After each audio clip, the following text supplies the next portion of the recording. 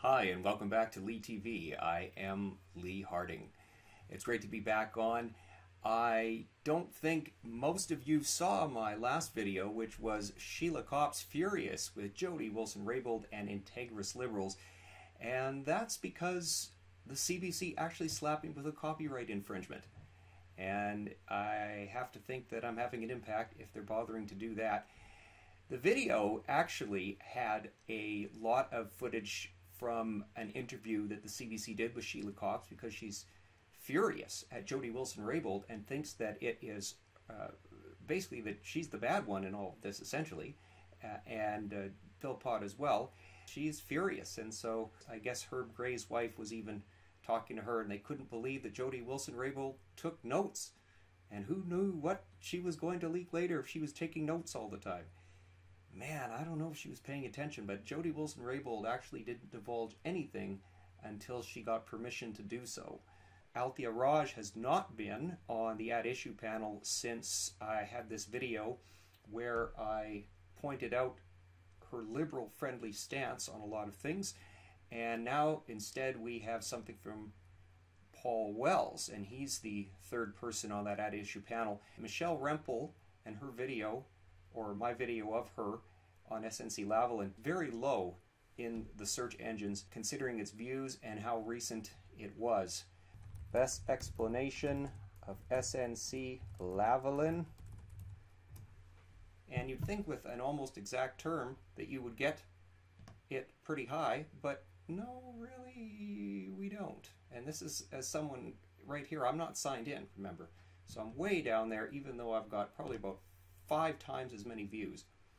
Paul Wells, who's sort of taken the regular position that Althea Raj had, actually put this article as the front page issue in Maclean's. Justin Trudeau, imposter. The phoniness of the Prime Minister's handling of the SNC-Lavalin file is a trait he shows the Canadian people all too often. So that's someone that CBC has on there, and certainly not Mr. Trudeau friendly. One of the things that's really neat is to see what Peter Kent had said about the media bailout, as it was called last fall. He spent 45 years as a working journalist. His dad also worked for newspapers. Post-media CEO Paul Godfrey exclaims everyone in journalism should be doing a victory lap around their building right now. However, respected journalists like Paul Wells, Andrew Coyne, Chantal Hebert, Terry Corcoran, and a host of others reject the Liberals' bailout as an unacceptable intervention that will compromise the independence of their craft. I share their opposition to the Liberal proposal of a panel of news experts who would distribute the election year beneficence by deciding which newsrooms are credible and worthy and which newsrooms aren't. What Amazing Polly had to say on February the 28th. Katie Telford thinks it gives us cover in the business community and the legal community, and that it would allow the Prime Minister to say we were doing something. She was like, quote, if Jody is nervous, we would of course line up all kinds of people to write op-eds saying that what she is doing is proper, end quote. Did you hear it? We would of course line up all kinds of people to write op-eds to make it look like what she was doing was proper. She was like, quote, if Jody is nervous, we would of course line up all kinds of people to write op-eds saying that what she is doing is proper, end quote. Proper, not legal. They want to leave the impression in the public consciousness that everything's okay with the government. And they have, quote, all kinds of people that they can call on to write op-eds to that effect. Now maybe we understand why the media seems to have completely abandoned their posts. They are not functioning as the pillar of democracy that they are. We rely on good information, full information, and truthful, timely information from the press to make our decisions as voters. If we don't have that, what do we have? We don't have democracy. If one of the legs is cut off a table, do you still have a table? No, you don't. You have something completely different, and it's something useless. Canadian Centre for Cybersecurity. This is on the Government of Canada's website. Elections are at the core of any democracy. For an orderly and peaceful transition of power to take place, citizens must trust that the outcome of an election is valid and free from interference. The media is where discourse between politicians and voters most often occurs. By media, we mean both traditional media, for example, newspapers and television news and networks, and social media. The Charter also specifically protects the freedom of the press. Trust is at the core of all aspects of the democratic process. For democracy to work, citizens need to trust that the process is fair, that politicians are not beholden to foreign or criminal interests, and that the media is not influenced by foreign or criminal interests attempting to sway voters and the outcome of the democratic process. When Katie Telford became Chief of Staff for Prime Minister Justin Trudeau, Rob Silver, her husband, had to quit his job. Here's his LinkedIn profile. You notice here it says, "It's complicated." Down here it says Rob was a founding partner at Crestview, a leading Canadian public affairs agency, before selling his shares in December 2015 due to his wife's job as Chief of Staff to the Prime Minister of Canada. Here's an article that says Rob Silver leaves Crestview citing wife's job as Trudeau's Chief of Staff. That's from January 4th, 2016. Crestview's strategy: it is a digital campaigns and mobilization practice.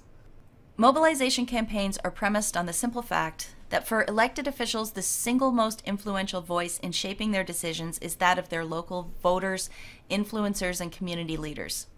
Crestview Strategy's key to successful mobilization campaigns is to preserve the authenticity of each person we engage and activate.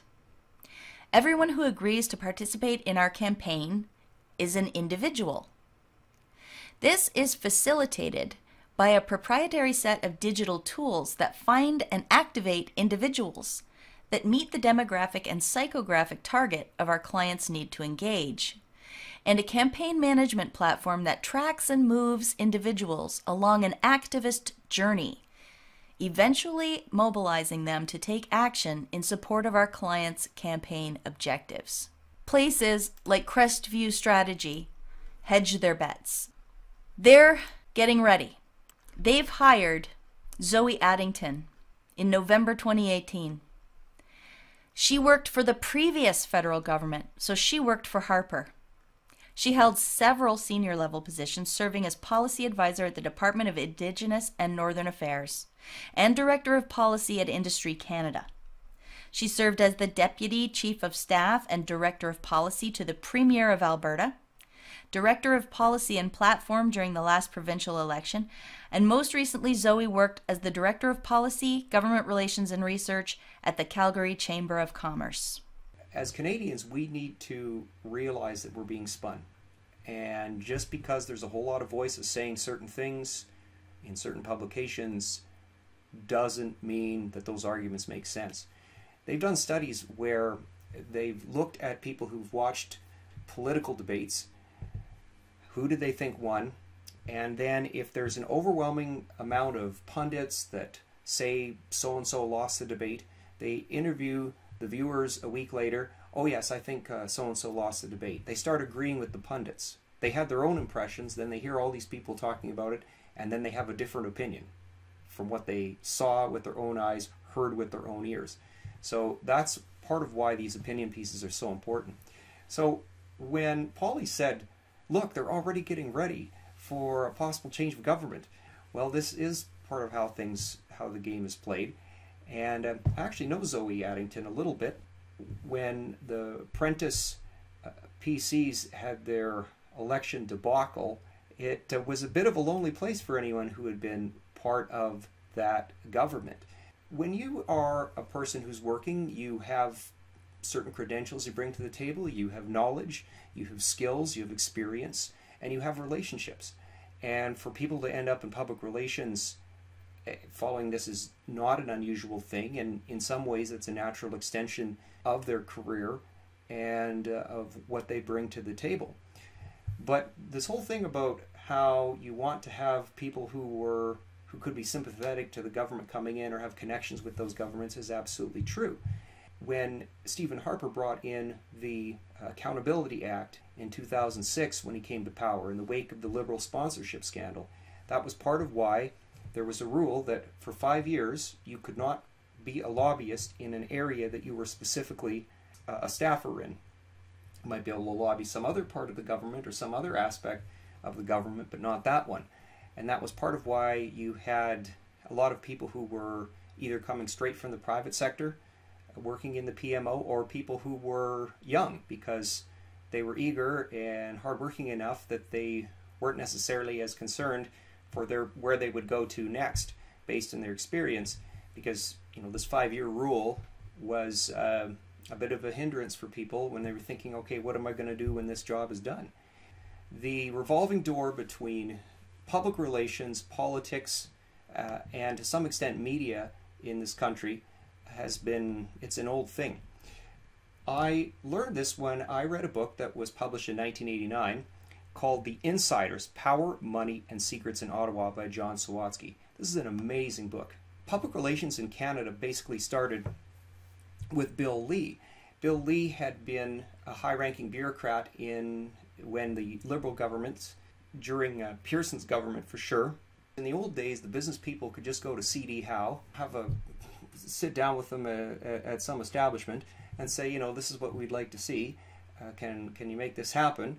And that was about it. And in the post-war years, we had a burgeoning bureaucracy, and they just didn't really know how to navigate it. And Bill Lee saw many times where it was kind of painful for him to watch it happen, where there were some ways that businesses, what they were wanting to do, could really align with the government's goals, but the government wasn't given the pitch in the right way because the business people really didn't know how to work that angle, how to communicate how the government's goals and the business's goals could match.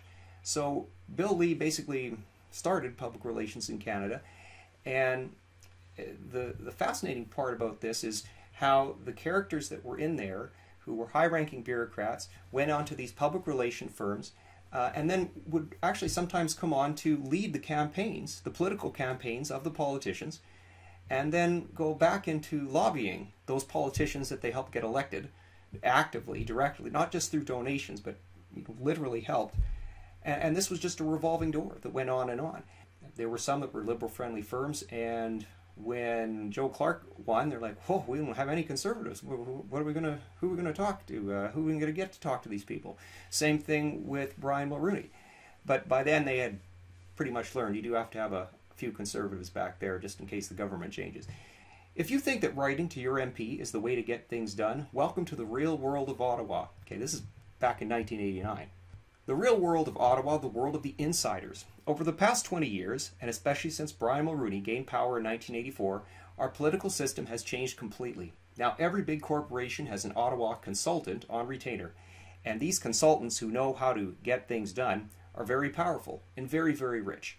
How the system has changed, who the people are that have changed it, and how the new order affects you are the subjects of this closely researched, startling expose by Canada's top investigative journalist.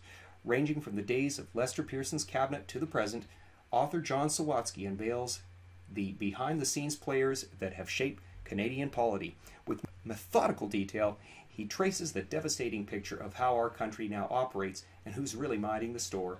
The insiders will be a revelation even to those who thought they knew how national politics and Canada works. Startling things that I remember from this was how the Liberals, when John Turner made his political comeback, the Trudeau Liberals, it seemed like they'd rather have Mulroney win than have John Turner continue things on. And basically through Trudeau's patronage appointments, through different things, and it seemed through the interviews in the book that they were trying to put a wedge between Bill Lee and John Turner. So Bill Lee died in 2011, having lived 86 years.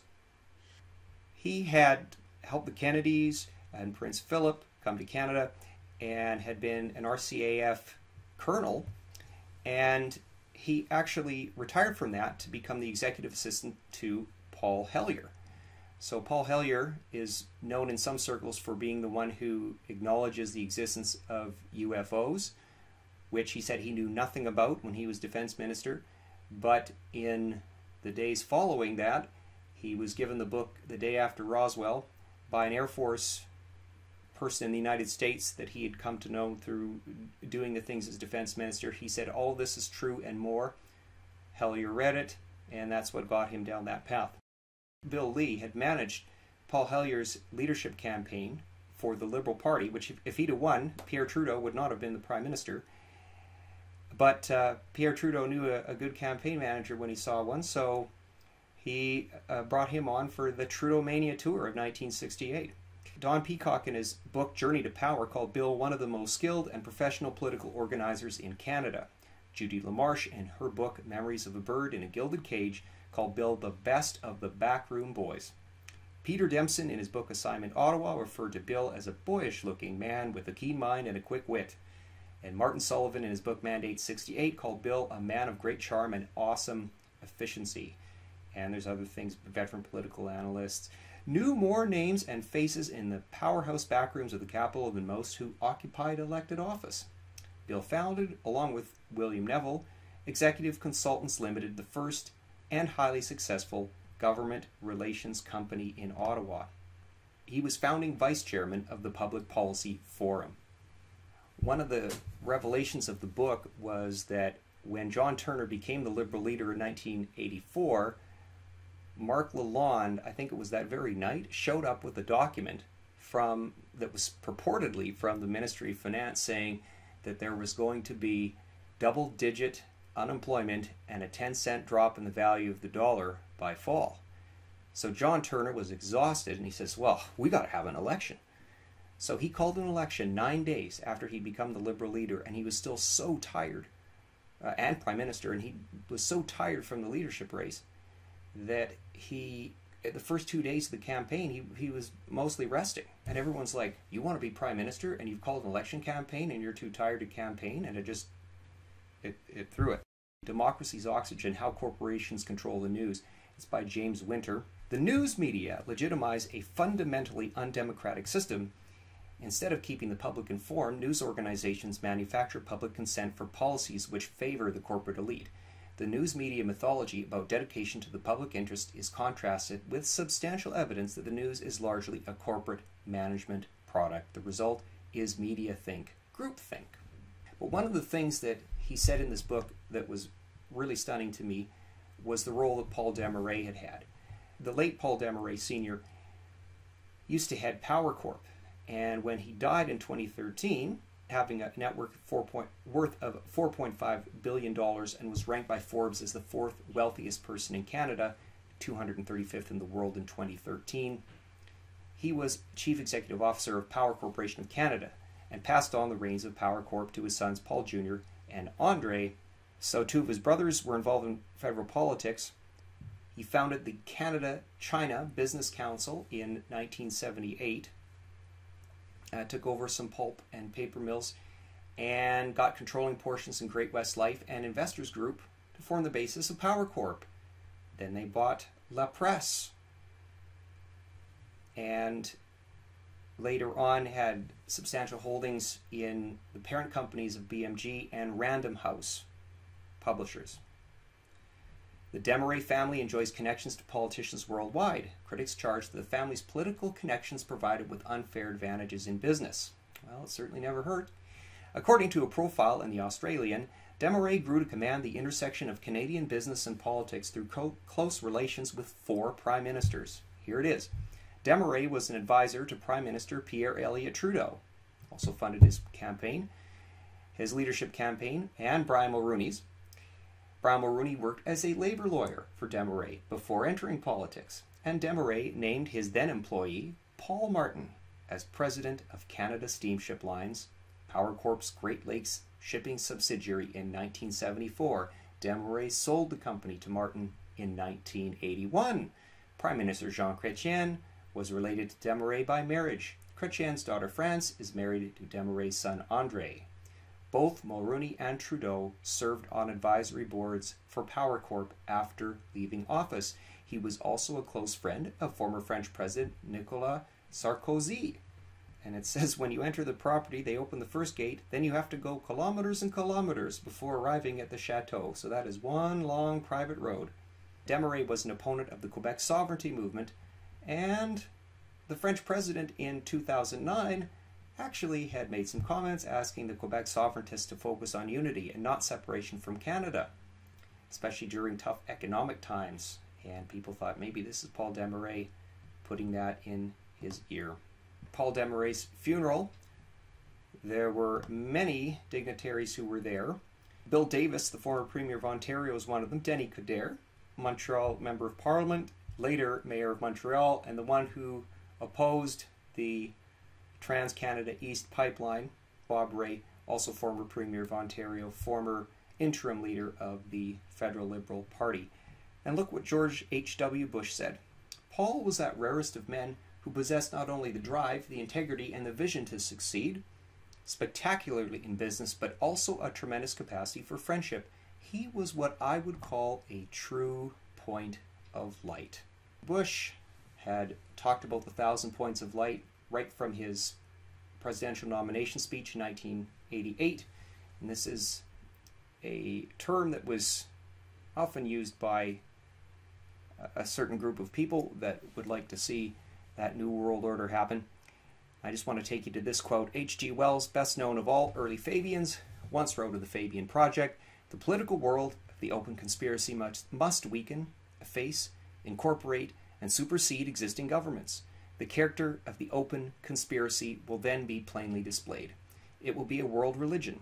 This large, loose, assimilatory mass of groups and societies will definitely and obviously attempt to swallow up the entire population of the world and become a new human community. The immediate task before all people, a planned world state, is appearing at 1,000 points of light. But generations of propaganda and education may have to precede it." So that was the Open Conspiracy Blueprints for World Revolution by H.G. Wells in 1928. There is 1,000 points of light. George Bush had said that Paul Desmarais was one of them.